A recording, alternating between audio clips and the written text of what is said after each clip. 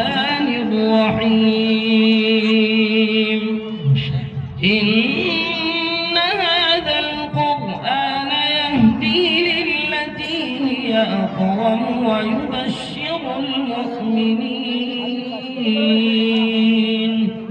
ويبشر المؤمنين الذين يعملون الصالحات أن لهم أجرا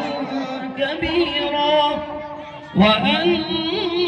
الذين لا يؤمنون بالآخرة أعتدنا لهم عذابا أليما ويدعو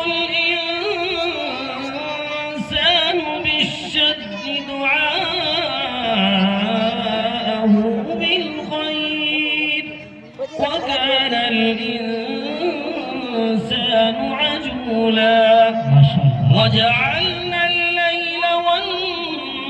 والنهار آيتين فمحونا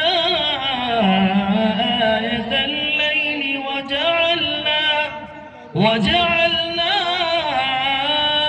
آية النهار مبصرة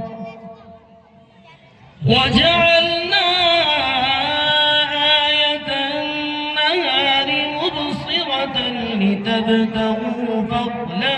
من ربكم